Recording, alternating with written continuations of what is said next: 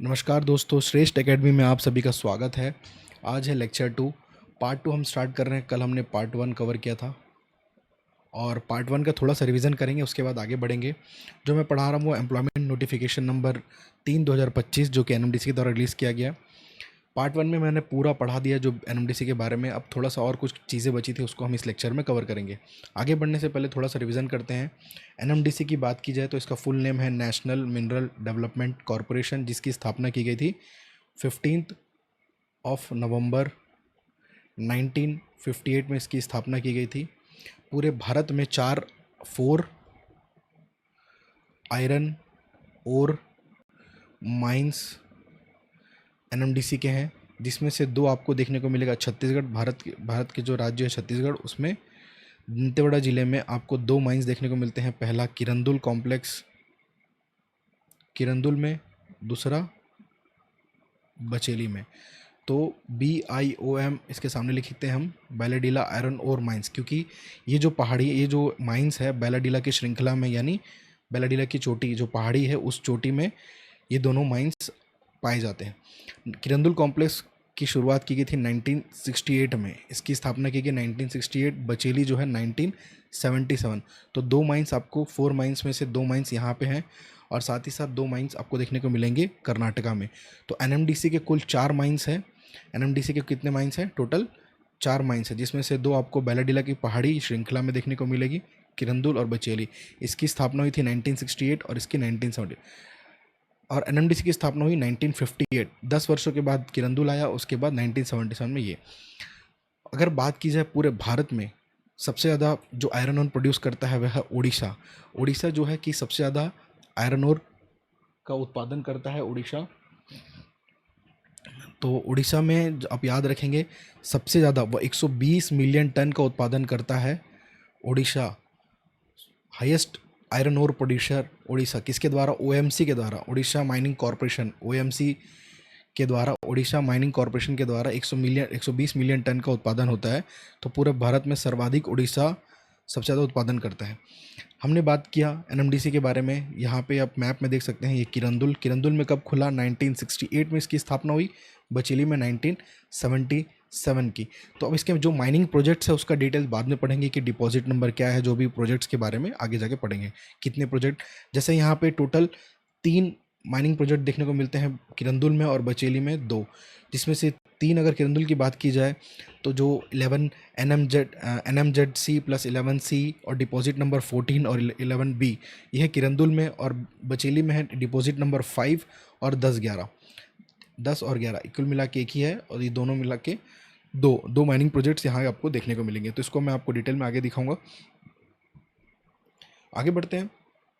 जो एनएमडीसी का मुख्यालय है वो है हैदराबाद। एनएमडीसी का जो मुख्यालय है हैदराबाद। इसकी स्थापना कब की गई थी? 1958 में। इसका पूर्ण नाम आपको याद रखना है। और इसके जो किसी भी कंपनी, जब हम भी बात करते हैं कोई भी कंपनी है, जैसे कोई अभी एनएमडीसी कंपनी है, जैसे कि घर का कोई मुखिया होता है, वैसे भी हर कंपनी का एक कोई ना कोई मुखिया होता है। तो एनएमडीसी का जो मुखिया को क्या है? डायरेक्टर या फिर CMD कहा जाता है, चेयरमैन मैनेजिंग कम डायरेक्टर। इसका फुल फॉर्म क्या है? Chairman cum managing director. तो इसके मुखिया कौन है?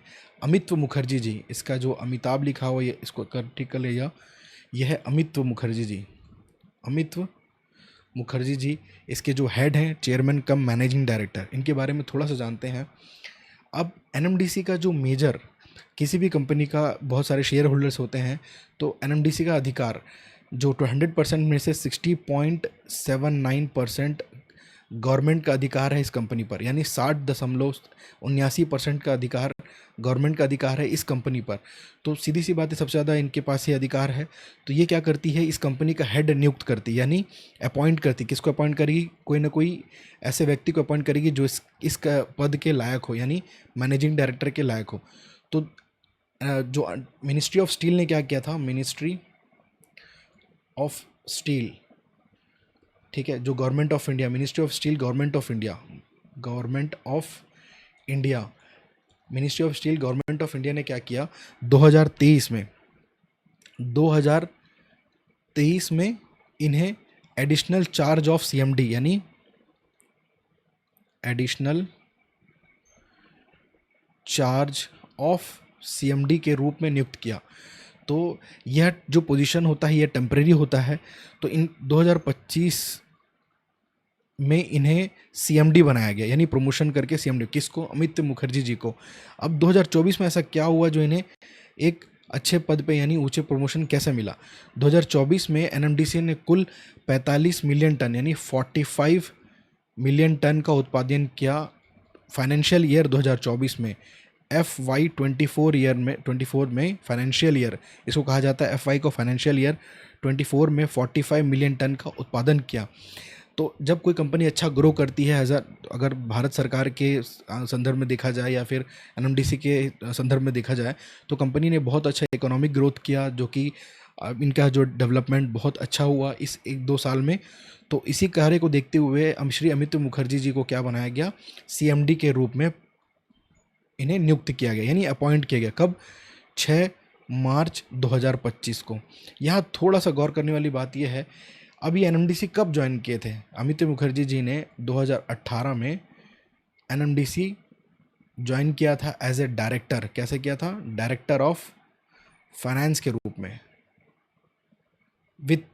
वित्त जो प्रबंधक हैं उनके उस पद में इन्होंने as a director of finance के रूप में 2018 में एनएमडीसी ज्वाइन किया।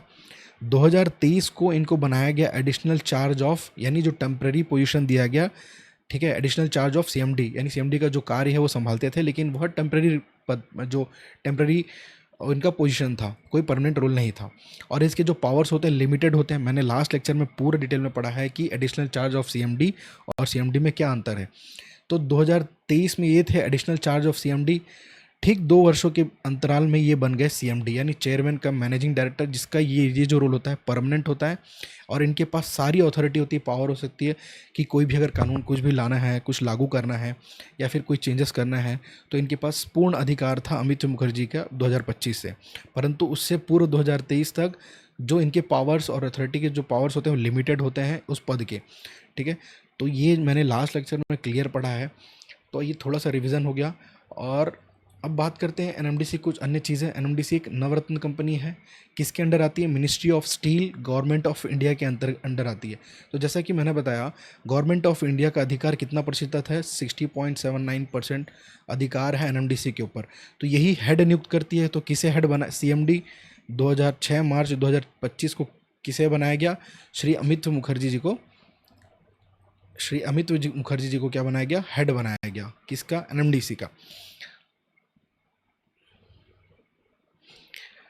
तो ये और जो एनएमडीसी के जो अलग अलग, जैसा माइंस कहाँ पर है, छत्तीसगढ़ में है, कर्नाटका में है, मैंने आपको बताया।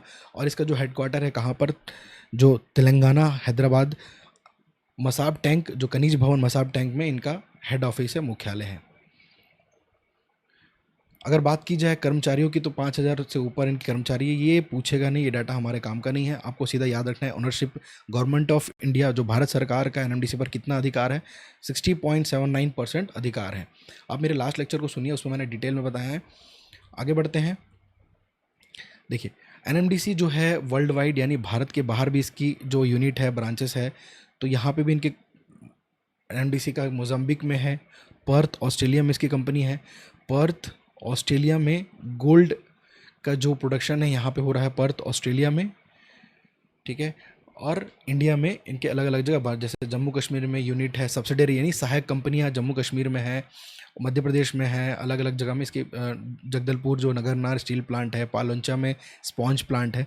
तो भारत के अलग विभिन्न क्षेत्रों में इसका विस्तार आपको देखने को मिलता है। तो जब हम आगे जाके इसको डिटेल में पढ़ेंगे तो आपको कुछ कुछ चीज़ याद रखना होगी, आपसे पूछा जाएगा। जैसे देखिए, मध्य प्रदेश में पन्ना डायमंड, जिसके यहाँ प्रोडक्शन क्या हो रहा है? डायमंड का। पन्ना में स्टील एसपीवी एंड माइनिंग जेवी स्पेशल पर्पस व्हीकल, झारखंड। कोल का उत्पादन कहाँ पे देखने को मिल रहा है? झारखंड में। उसी तरह स्टील का उत्पादन कहाँ देखने को मिल रहा है? छत्तीसगढ़ में। आयरन का छत्तीसगढ़ में, और आयरन का छत्तीसगढ़ जो किरंदुल में। तो स्पॉन्ज का तेलंगाना में, आयरन का कर्नाटका, आयरन और पेलेट्स का कर्नाटका। देखिए, कर्नाटका में एक और है स्पेशल पर्पस व्हीकल। तो ये सब सहायक कंपनी है एनएमडीसी की। सबसे इम्पॉर्टेंट हो जाता है यहाँ पे थोड़ा सा legacy iron ore limited, Perth Australia में, क्योंकि पूरे अगर विश्व में देखा जाए तो ऑस्ट्रेलिया जो है सबसे बड़ा आयरन ओर उत्पादक है। ठीक है, पूरे विश्व में अगर आयरन ओर के जो उत्पादन बोल सकते हैं या फिर खनन किया जाता है, कहाँ पर किया जाता है? ऑस्ट्रेलिया में किया जाता है। वर्ल्ड में सबसे पहले नंबर पाता है ऑस्ट्रेलिया, और भारत का क्रमांक है चौथे नंबर पे, यानी fourth largest iron ore producer देखा जाए वर्ल्ड में तो भारत का पोजीशन है फोर्थ और ऑस्ट्रेलिया का है फर्स्ट नंबर। तो इसी ऑस्ट्रेलिया में देखिए एनएमडीसी ने अपना पूरा बिजनेस को एक्सपैंड करके रखा है, वो हर जगह मार्केट में अपना नाम बना के रखा है। तो ऑस्ट्रेलिया में इन्होंने एक कंपनी स्टार्ट की, लेगेसी आयरन ओर लिमिटेड। और लेगेसी आयरन ओर लिमिटेड ये कहाँ पर है? ये है ऑस्ट्रेलिया में, यहीं पे ही है जो आयरन और डायमंड का खनन किया जा रहा है। ठीक है, देख सकते हैं legacy iron ore limited gold mining operations. और इसका जो उद्घाटन किसने किया था? नगेंद्र नाथ सिन्हा। ठीक, इनॉग्रेशन किसने किया था पूछा जाएगा तो आपको याद रखना है नगेंद्र नाथ सिन्हा, यही है वो पर्सन जिन्होंने इनका इनॉग्रेशन किया था। लेगेसी आयरन ओर लिमिटेड किसकी सहायक कंपनी? एनएमडीसी की। और इस कंपनी के चेयरमैन कौन है? अमित मुखर्जी जी। यही हमारे जो श्री अमित मुखर्जी जो सीएमडी हैं।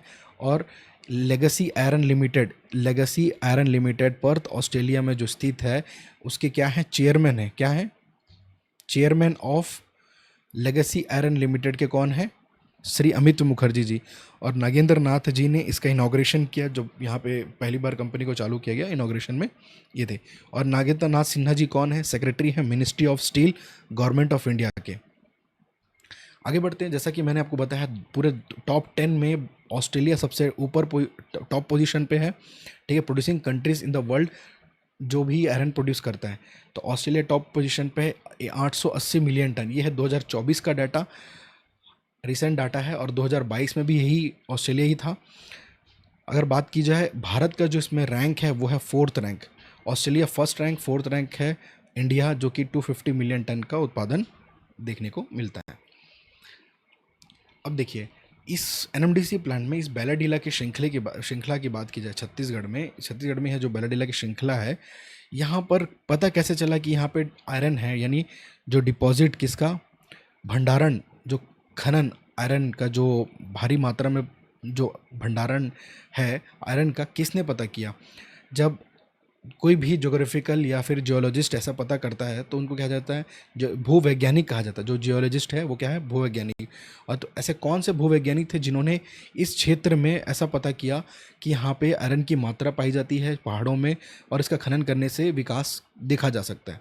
तो वो पर्सन है पीएन बोस। आपको इनका नाम एकदम मस्ट याद रखना है, पीएन बोस, जो कि ये बंगाल के थे, वेस्ट बंगाल, नादिया डिस्ट्रिक्ट, गायपुर में इनका जन्म हुआ था। कब? 12 मई 1855 को, 12 मई 1855 को वेस्ट बंगाल के नादिया डिस्ट्रिक्ट गायपुर ग्राम में इनका जन्म हुआ। और इनका जो निधन हुआ है अप्रैल 27, 1934। तो इनके जो जन्म के बाद इन्होंने पढ़ाई इंडिया से की, उसके बाद यहाँ से वो जो जियोलॉजिकल साइंस कॉलेज जो लंदन में है, यूनिवर्सिटी ऑफ लंदन, वहाँ पे गए, इन्होंने अपनी पढ़ाई कंप्लीट की। जब वहाँ से वापस आए तो ये पहले ऐसे भारतीय थे जिन्होंने ज्योग्राफिकल सर्वे ऑफ इंडिया को ज्वाइन किया।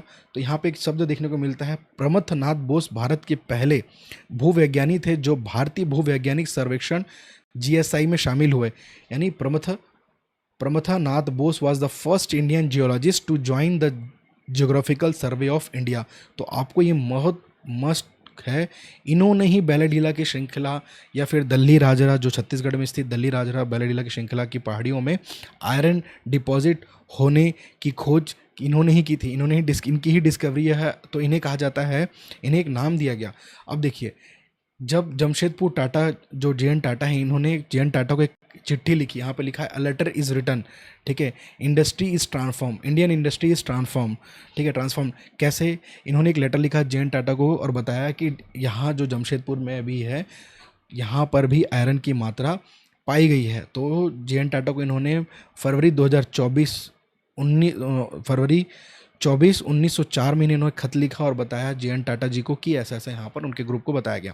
तो जमशेदपुर टाटा टाउनशिप इन्हीं के कहने पर यहाँ पर बसाया गया और इन्हीं को कहा जाता है आयरन मैन एक्सप्लोरर साइंटिस्ट, तो पूछेगा कि आयरन मैन एक्सप्लोरर किसे कहा गया है, इसकी उपाधि किसको दी गई है, तो जे पीएन बोस, आपको याद रखना है प्रमथ नाथ बोस इनका पूरा नाम है।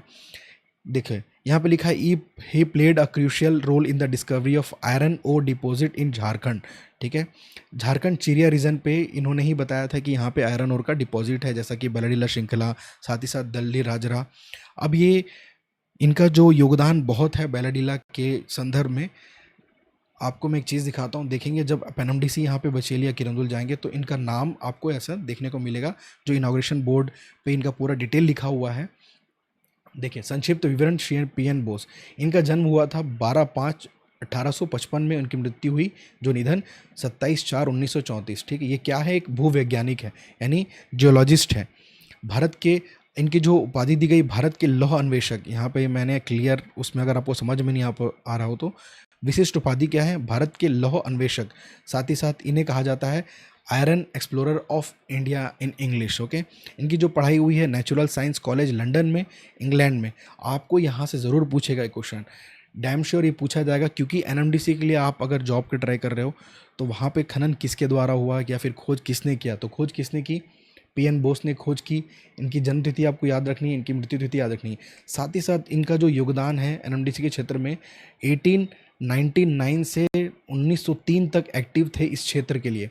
इन्होंने बहुत कुछ रिसर्च किया इस क्षेत्र में इन वर्षों में। जब 1903 के बाद 1958 में क्या हुआ, एनएमडीसी का उद्घाटन हुआ 1958 में। 1968 में किरंदुल आया, 1977 में क्या आया, बचेली कॉम्प्लेक्स। तो यहाँ पे अलग अलग माइनिंग प्रोजेक्ट्स हैं, इसके बारे में मैं आपको और आगे बताऊंगा। तो ये पीएन बोस के बारे में बहुत अच्छे से आपको याद रखना है। तो यहाँ पे देखिए, अगर यहाँ पे लिखा है इनकी सेवाओं के बारे में, भारतीय भूवैज्ञानिक सर्वेक्षण, टाटा स्टील कंपनी जमशेदपुर, ठीक है, जादवपुर विश्वविद्यालय, जो विश्वविद्यालय कोलकाता, बस्तर लौह अयस्क खोज में इनका जो योगदान है, कब, 1819। देखिए यहाँ पे स्टार मार्क कंपनी में भी जब एनएमडीसी ने भी अपने वहाँ पे इनाग्रेशन वाले जो वहाँ पे इनका जो मेंशन किया है, तो वहाँ पे अलग से स्टार मार्क किया है, क्योंकि बहुत इंपॉर्टेंट है, हो सकता है आपको एग्जाम में इसके बारे में पूछा जाए। तो आपको इनके बारे में और एक चीज़ याद रखना है, यहाँ पे याद रखिएगा फर्स्ट इंडियन, तो पहले भूवैज्ञानिक जो भारतीय भूवैज्ञानिक सर्वेक्षण में शामिल हुए, तो आपको पूछेगा who was the first Indian geologist to join the geological survey of India. ऐसे भारत के पहले भूवैज्ञानिक कौन थे जिन्होंने भारतीय भूवैज्ञानिक सर्वेक्षण जीएसआई में शामिल हुए, तो याद रखना है प्रमथ नाथ बोस, बहुत इंपॉर्टेंट हमारे एग्जाम पॉइंट ऑफ व्यू से। ठीक है, बैलाडीला जो भारत के खनिज परिदृश्य एक महत्वपूर्ण क्षेत्र है, 1899 में भारतीय भूवैज्ञानिक सर्वेक्षण के पीएन बोस द्वारा अत्यधिक संभावनाओं वाले स्थल के रूप में पहली बार पहचाना गया। ठीक है, तो इस रिपोर्ट को उन्होंने जारी किया, उसके बाद यहाँ पे प्लांट का जो निर्माण किया गया। देखिए यहाँ पे आप क्वेश्चन आ चुका है, भारत के पहले, एमसीक्यू पहला, भारत के पहले व्यक्ति कौन थे जो भारतीय भूवैज्ञानिक सर्वेक्षण जियोलॉजिकल सर्वे ऑफ इंडिया में शामिल हुए, तो आंसर क्या होगा, प्रमथ नाथ बोस जी। कब तक एक्टिव थे ये इस क्षेत्र में, 1890, खोज कब तक कर रहे थे, 1899 से 1903 तक इनकी खोज जारी थी। जब खोज कंप्लीट हुआ, रिपोर्ट जारी करने के बाद 1958 में एनएमडीसी ने यहाँ पे अधिग्रहण किया, एनएमडीसी ने अपना प्लांट, एनएमडीसी का उद्घाटन हुआ। 1968 में एनएमडीसी आया किरंदुल, और 1977 में इन्होंने एक और माइंस खोला बचेली में। यह है किरंदुल का, यह है बचेली का। तो आपको ईयर अच्छे से याद रखना है कि एनएमडीसी कब आया, किरंदुल में कब, बचेली में कब। आगे बढ़ते हैं। अब देखिए इस क्षेत्र में कैसे पता चला कि उच्च क्वालिटी का आयरन ओर मिलता है। जब मैं टाइप्स ऑफ आयरन ओर की बात करूंगा तो यहाँ पे जो मोस्ट ऑफ द ज़्यादातर मिलता है हेमेटाइट है। हेमेटाइट का जो फॉर्मूला होता है Fe2O3, ये आपको फॉर्मूला पूछा जाएगा, तो मैं आपको टाइप्स ऑफ आयरन ओर में जब पढ़ाऊंगा तो उसको आप याद रखेंगे। ये सेम वही चीज़ है, जियोलॉजिकल सर्वे ऑफ इंडिया जो इनकी बात की जा रही है। अब ये लंदन से इन्होंने अपनी पढ़ाई कंप्लीट की, ये वाला देखिए कहाँ पर, London university and royal schools of mines services में इन्होंने अपनी पढ़ाई कंप्लीट की, वापस इंडिया आए। और इंडिया से पहले भूवैज्ञानिक कौन थे, तो पीएन बोस थे, जियोलॉजिस्ट, फर्स्ट इंडियन जियोलॉजिस्ट। ठीक है, अब मैंने जैसे आपको बताया था कि उड़ीसा, पूरे भारत में उड़ीसा सबसे ज़्यादा उत्पादन करता है आयरन ओर का, लगभग 120 मिलियन टन का उत्पादन करता है उड़ीसा। उड़ीसा में कौन जो इसको हैंडल करती है, ओडिशा माइनिंग कॉरपोरेशन ओएमसी के रूप से जाना जाता है, ओडिशा माइनिंग कॉरपोरेशन के द्वारा यहाँ पे एक माइंस है। कहाँ पर है ये? गौरी महेशनी। ये जो गौरी महेशनी है ये आता है मयूरभंज डिस्ट्रिक्ट मयूरभंज मयूरभंज यहाँ लिखा है, देखिए मयूरभंज, आपको यहाँ पे दिख रहा होगा मयूरभंज, यहाँ नीचे में मयूरभंज डिस्ट्रिक्ट। कहाँ पे है ये? उड़ीसा में है डिस्ट्रिक्ट, और इसी डिस्ट्रिक्ट में गांव है गौर महेशनी। यहीं पे एक माइंस जो स्थित है, ठीक है, और इसे कहा जाता है मदर ऑफ माइंस की उपाधि दी गई है, ठीक है। For emperor of Tata steel has grown global steel, ये आपका काम का नहीं है, बस याद रखिएगा मदर ऑफ माइन आपको याद रखना है, पूछेगा। तो सबसे ज़्यादा उत्पादन कहाँ होता है? उड़ीसा में होता है। किसके द्वारा? ओएमसी, उड़ीसा माइनिंग कॉरपोरेशन के द्वारा। कहाँ पर है ये? मयूरभंज डिस्ट्रिक्ट, गौर महेशनी, जो कि उड़ीसा में एक ग्राम है, ठीक है। अगला एक MCQ question, which is the largest iron ore producing state in India? Bharat में सबसे अधिक लोह अयस्क यानी आयरन ओर उत्पादक राज्य कौन सा है? तो आंसर होगा ओडिशा। अब बात करेंगे एनएमडीसी के कुछ ऑपरेटिंग माइंस, ठीक है। एनएमडीसी के जो ऑपरेटिंग माइंस कहाँ कहाँ पर है? एनएमडीसी लिमिटेड, देखिए एनएमडीसी जो है भारत का एक single largest iron ore producer के रूप में भी इसे जाना जाता है, ठीक है। भारत का सबसे बड़ा लौह अयस्क उत्पादक के रूप में भी इसे जाना जाता है। एनएमडीसी इज ऑपरेटिंग 4, कुल कितने माइंस है एनएमडीसी के? 4 आयरन माइंस है, 4 टोटल कितने हैं? 4 आयरन ओर माइंस है। बैलेडिला आयरन ओर माइंस में जहाँ पर किरंदुल की बात की जाए तो यहाँ पे कुल 3 प्रोजेक्ट्स हैं। किरंदुल में टोटल 3 प्रोजेक्ट्स हैं और बचेली में 2 माइनिंग प्रोजेक्ट्स हैं। तो किरंदुल में 3 माइनिंग प्रोजेक्ट्स हैं, बचेली में 2 माइनिंग प्रोजेक्ट्स हैं। और जो किरंदुल का सबसे पहले अपन यहाँ से स्टार्ट करते हैं। देखिए यहाँ पे आपको क्लियर समझ में आएगा।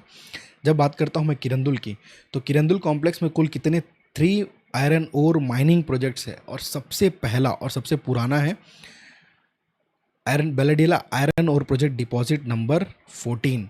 उसके बाद आपको देखने को मिलेगा 11C NMZ प्लस, इसकी शुरुआत इसको 1988 में इसकी उद्घाटन किए गए थे, ठीक है। 1988 में। सबसे पुराना 1968 में डिपॉजिट नंबर 14। एग्जाम में पूछेगा एनएमडीसी की सबसे पुरानी खनन परियोजना कौन सी है? तो वो है deposit 14 is the oldest mining project, यानी सबसे पुरानी खनन परियोजना।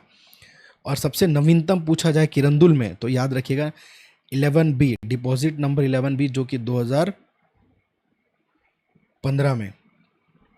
Deposit 14 is the oldest mining project, ये मैंने आपको बताया 1968 में इसकी शुरुआत हुई, जो कि यहाँ पर स्थित है। और ये कहाँ पर है? किरंदुल कॉम्प्लेक्स। तो पूरे किरंदुल में कुल कितने, अगर माइनिंग प्रोजेक्ट पूछा जाएगा आपको एग्जाम में कि किरंदुल में कुल कितने माइनिंग प्रोजेक्ट हैं, तो आपको मैंने यहाँ पे बताया है कुल यहाँ पे 3, कितने हैं? 3 माइनिंग प्रोजेक्ट्स हैं। कहाँ? किरंदुल में। उसकी स्थापना कब हुई? स्टार्टिंग में 1968। सबसे पहला कौन सा था? डिपॉजिट नंबर 14 था। उसके बाद 1988 में यहाँ पे आपको देखने को मिलेगा किरंदुल में। तो किरंदुल और बचेली को आप अलग से पढ़ेंगे क्योंकि थोड़ा सा कन्फ्यूजन हो जाएंगे आगे जाके। बैलेडिला आयरन ओर प्रोजेक्ट 11B सबसे नवीनतम 2015 में इसकी शुरुआत हुई। तो आपको सबसे पुराना याद रखना है, सबसे नया याद रखना है, और ये तीनों का डाटा को अच्छा से आपको याद रखना है, ठीक है।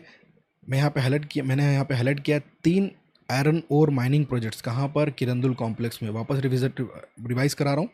बैलेडिला आयरन ओर प्रोजेक्ट सबसे डिपॉजिट नंबर 14 सबसे पहला, जो कि 1968 में से इस प्रोजेक्ट को स्टार्ट किया गया था। उसके बाद 1988 में ये वाला प्रोजेक्ट आया डिपॉजिट 11C, और 11A और 11C के बीच में है 11B जो है कि 2015 में इसकी शुरुआत की गई थी। तो यहीं से आपको क्वेश्चन पूछा जाएगा एग्जाम में, ठीक है। यहाँ पे वापस मैंने बहुत इंपॉर्टेंट इसलिए रिवीजन, क्योंकि इसी का एग्जाम आप देने वाले हैं। आप यहीं पे पोस्टिंग लेंगे अगर आपका सिलेक्शन हो जाता है तो। डिपॉजिट 14 इज़ द ओल्डेस्ट, एक minute, deposit 14 is the oldest mining project of NMDC which was commissioned in the year 1968। मैं आपको बता चुका हूँ डिपॉजिट 14 जो है कि सबसे पुराना खनन परियोजना है, और 1968 में इसकी शुरुआत की गई थी, ठीक है। अब यह this iron ore deposit is located at the southern extremity of the eastern ride ridge of Bailadila range, ठीक है। तो ये आपको ये अलग चीज़ याद रखना है कि बैलेडिला श्रृंखला की पूर्वी पहाड़ी की दक्षिणी छोर पर स्थित है कौन सा, डिपॉजिट नंबर 14, जो कि सबसे पुरानी खनन परियोजना है। अगला देखेंगे 11C प्रोजेक्ट, ये भी मैंने आपको बताया 1988। तो कुल हमने किरंदुल में कितने पढ़े, टोटल 3 माइनिंग प्रोजेक्ट्स। आपको सबसे पहले ये याद रखना होगा,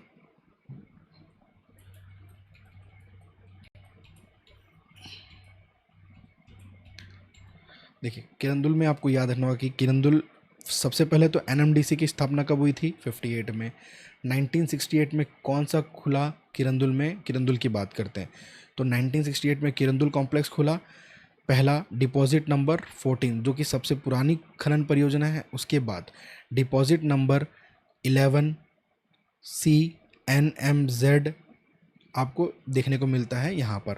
इसकी जो शुरुआत कब हुई, 1988 में इसकी स्थापना हुई। 1968 में डिपॉजिट नंबर 14, ये 11CNMZ 11C जो है यहाँ पर है। उसके बाद 11B, इसकी परियोजना की स्टार्ट कब हुई, 2015 में। यहाँ पे कहानी ख़त्म होता है किरंदुल कॉम्प्लेक्स का। ये है डिटेल किरंदुल कॉम्प्लेक्स, ठीक है, BIUM किरंदुल का। कुल कितने माइनिंग प्रोजेक्ट्स हैं पूछा जाए तो आपको याद रखना है 3 माइनिंग प्रोजेक्ट्स हैं, कहाँ पर, किरंदुल में। अब देखेंगे बचेली के बारे में। उससे पहले एक बार इसको अच्छा से याद कर लीजिएगा कि कहाँ पर क्या है। देख सकते हैं यहाँ पे 2015 में कौन सा जो 11B कब आया, 2015 में। और 11B जो किसके बीच आता है, 11 माइनिंग जो है इनके बीच में, 11A और 11C के बीच में क्या है, 11B, जिसकी शुरुआत कब हुई, 2015 में, ठीक है। इसका एक बार क्वेश्चन प्रैक्टिस कर लेते हैं, अच्छे से आपको याद हो जाएगा। यहाँ पूछ रहा है किरंदुल कॉम्प्लेक्स में एनएमडीसी की सबसे पुरानी खनन परियोजना कौन सी है, विच is the oldest mining project of NMDC in the Kirandul complex. तो आपको अच्छा से मैंने बताया है कि डिपॉजिट नंबर 14, यहाँ से मैंने बताया था 1958 में एनएमडीसी की स्थापना होती है। 1968 में किरंदुल कॉम्प्लेक्स का जो माइनिंग खुलता है, और सबसे पहला डिपॉजिट नंबर 14 इसकी शुरुआत की गई 1968 में। फिर 1988 में आपका जो 11 ZNM ये जो है 11 NMZ प्लस 11C का जो हिस्सा है यहाँ पर चालू किया गया, कब, 1908 में, ठीक है। और सबसे नवीनतम 2015 में आया 11B, ठीक है, ये आपको याद रखना है। अगला question, when was the deposit 14 project commission, बात कर रहा है ईयर की, डिपॉजिट 14 परियोजना की शुरुआत कब हुई। तो आंसर क्या होगा, 1968 में। यहाँ पे देख सकते हैं 1968 में इसकी शुरुआत हुई, ठीक है। डिपॉजिट 11C डिपॉजिट 14 से कितनी किलोमीटर दूरी पर है, तो इसका आंसर जो है 2 किलोमीटर दूरी पर स्थित है। मैंने कल बताया था, आप वहाँ से देख सकते हैं, और मैंने यहाँ पे भी नोट्स में मेंशन किया है, जहाँ तक मैंने जो कल पढ़ा है उसमें से आप देख सकते हैं, वहाँ उस नोट्स में मैंने मेंशन किया है इसके बारे में। तो याद रखेंगे, जो यहाँ पूछ रहा है कि जो 11C है डिपॉजिट 14 से कितनी दूरी पर है, सबसे पहला कौन सा डिपॉजिट खुला, डिपॉजिट नंबर 14। अब इससे 11C की दूरी कितनी है पूछ रहा है, तो 2 किलोमीटर उत्तर दिशा की ओर, यानी नॉर्थ दिशा की ओर। In which year was the 11C project 14 NMZ plus 11C part, इसका जो स्थापना कब किया गया, यही पूछ रहा है, शुरुआत किस वर्ष की गई। तो 1988 में इसकी शुरुआत की गई। वापस एक बार रिवीजन, 1958 में एनएमडीसी की स्थापना होती है। 1968 में किरंदुल में एक डिपॉजिट नंबर 14, डिपो नंबर 14 की शुरुआत की गई। 1988 में ये जो हिस्सा है इसी की बात कर रहा है, 14 NMZ 11C का पार्ट, इस किस वर्ष शुरू की गई, कब की गई, 1988 में इसकी शुरुआत की गई। अगला question, which is the most recently developed iron ore project of NMDC in Kirandul. देखिए किरंदुल में एनएमडीसी की सबसे हाल ही में विकसित लौह अयस्क परियोजना कौन सी है। मैंने आपको बताया डिपॉजिट नंबर 14 जो कि सबसे पुराना है, कब खुला ये, 1968 में इसकी स्थापना की गई। फिर 1988 में 11CNMZC प्लस 11C वाला पार्ट है, ये कब शुरुआत हुआ, 1988 में। अब जो 11B है इसकी शुरुआत कब हुई, 2015 में। तो इसकी ही बात कर रहा है ये।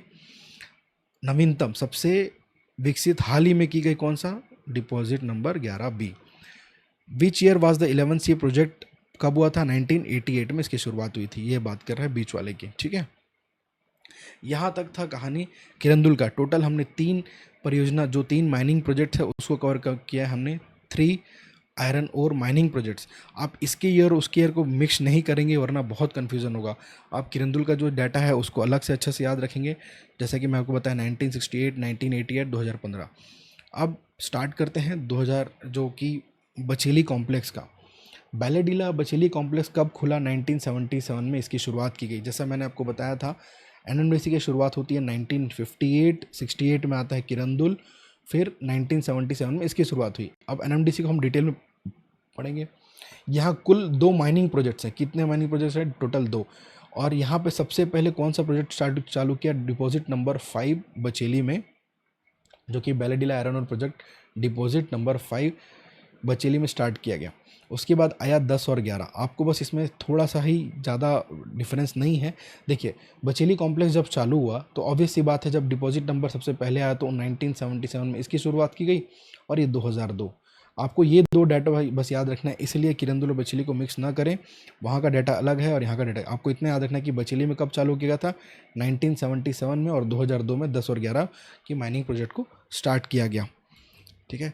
यह है आपका बचेली कॉम्प्लेक्स कब चालू हुआ? 1977। कौन सा डिपो चालू हुआ यहाँ पर? Deposit number 5 mining project, deposit number 5।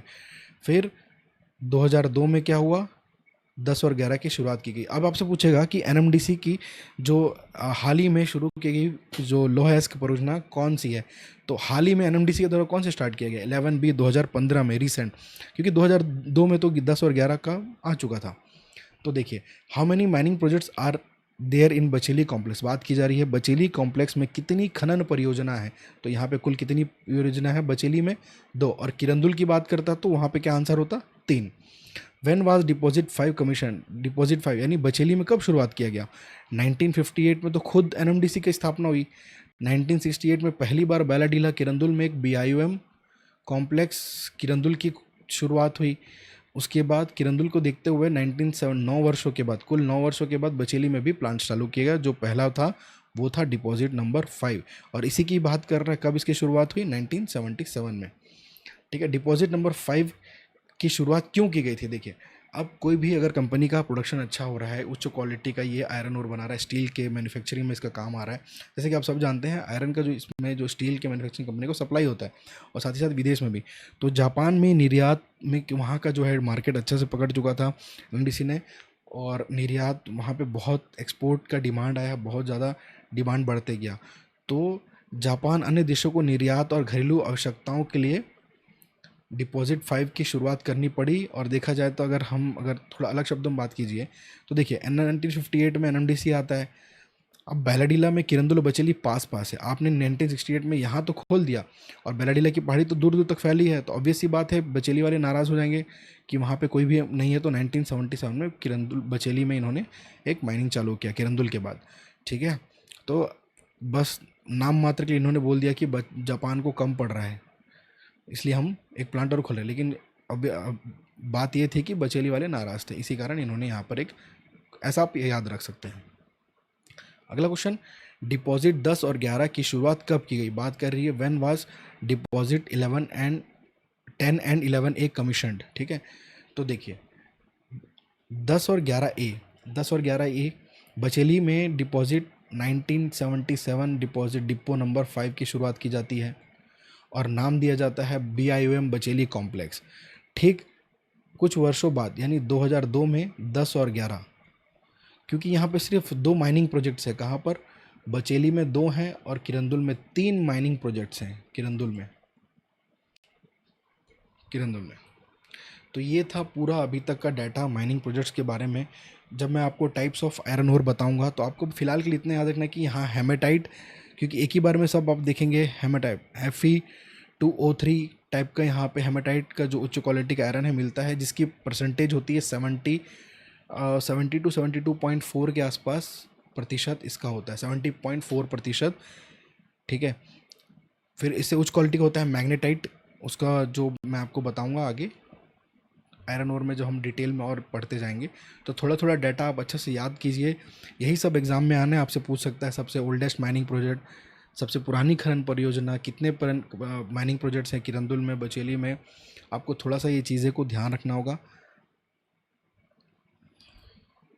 और इनके बारे में भी ज़रूर याद रखिएगा। पीएन बोस, मैंने आपको कोशिश किया कि सारा चीज़ कवर करूं। एग्ज़ाम में पूछा जा सकता है, सारे हम चीज़ें हमारे लिए इंपॉर्टेंट है। आपसे ये भी पूछा जा सकता है कि भारत का कौन सा रैंक है, वर्ल्ड वाइड 4th रैंक है आयरन प्रोड्यूसिंग में, यानी उत्पादन में, और सबसे पहले पायदान पर है ऑस्ट्रेलिया, सबसे फर्स्ट पोजीशन, फर्स्ट रैंक। ये पूछ सकता है लेगेसी आयरन और लिमिटेड के चेयरमैन कौन हैं? श्री अमित मुखर्जी जी, यही हैं लेगेसी आयरन और लिमिटेड के चेयरमैन, जो कि पर्थ ऑस्ट्रेलिया में, कहाँ पर है ये? पर्थ ऑस्ट्रेलिया में एक कंपनी है लेगेसी आयरन और लिमिटेड, एनएमडीसी के द्वारा। उसी के हेड चेयरमैन कौन है? श्री अमित मुखर्जी, साथ ही साथ एनएमडीसी के चेयरमैन कम मैनेजिंग डायरेक्टर। अब मिलते हैं अगले जो नेक्स्ट लेसन होगा, उसमें मैं बताऊंगा आपको जो यहाँ पे छत्तीसगढ़ के बारे में, जिला के बारे में थोड़ा थोड़ा बताऊंगा, और साथ ही साथ आयरन की क्वालिटी और टाइप्स ऑफ आयरन के बारे में बताऊंगा। अब इससे बाहर ज़्यादा क्वेश्चन जाना नहीं चाहिए, और डेप्थ में आपको जो यहाँ पे जो मशीन्स के बारे में बताऊंगा, जो कहाँ से आते हैं, कौन निर्यात करता है, तो सारा पॉइंट्स कवर करते हुए चलेंगे। ठीक है, थैंक यू फॉर वॉचिंग। आप देख सकते हैं पहला लेक्चर ये हो गया हमारा पार्ट 2 कंप्लीट। आज मैंने लेक्चर 2 कंप्लीट किया। लेक्चर 3 मैं आपके लिए लेके आऊँगा, जिसमें भी आपको MCQ के साथ हम प्रैक्टिस करेंगे।